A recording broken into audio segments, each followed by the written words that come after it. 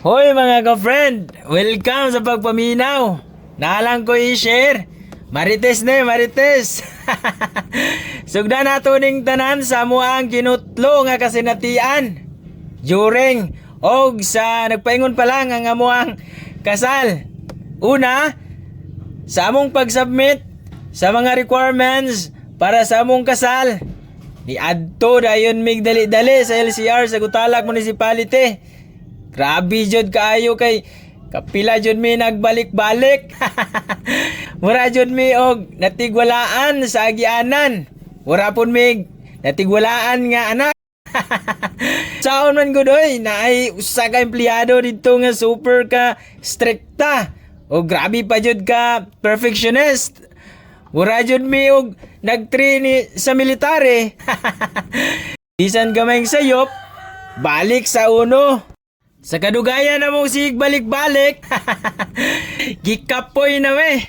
Naka-decide na lang me nga adto na lang me og labason. Dito dali raman kaayo ang proseso. Wala may kuskus balungos. May gali kayo nag-eskwela akong pares dito. Pero ate gragod nga naka-boarding house. Unya, adto ta sa amo ang seminar. Ang among seminar naghisgot og counseling, family planning, mao di ay na dagko kayong dildo sa tubangan. Pagka-focus pagka sila sa lecture ani. Grabe kalingawa gyud oy. Mura ragog demonstration sa science class.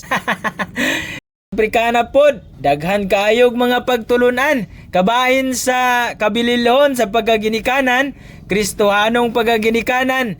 Unsay atong misyon, dayon gasa sa Dios ug uban pa. Lingaw kayo oy, murag mi-attend rami og variety show. Ang among plano unta kay mag-package deal na lang sa kasal para walay hassle og dili magka-stress. Pero kini laging mamasin nga makalest.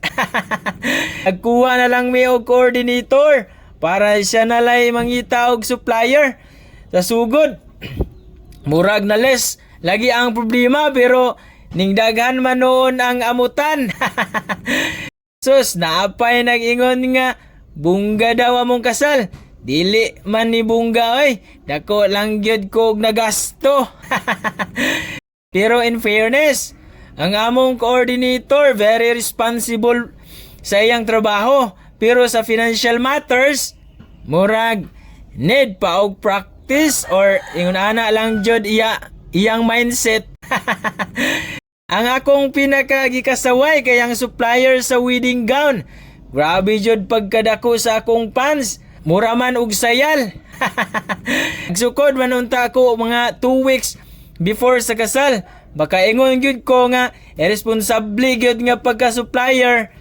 Kanang gisuot na ako nga pants, dili na mao pares anang barong. Ako na nang gilisan kay mura ko og mananggi ay ato. Pero unsaon ta man, wala na ko'y mahimo. Nahuman raman pud ang kasal.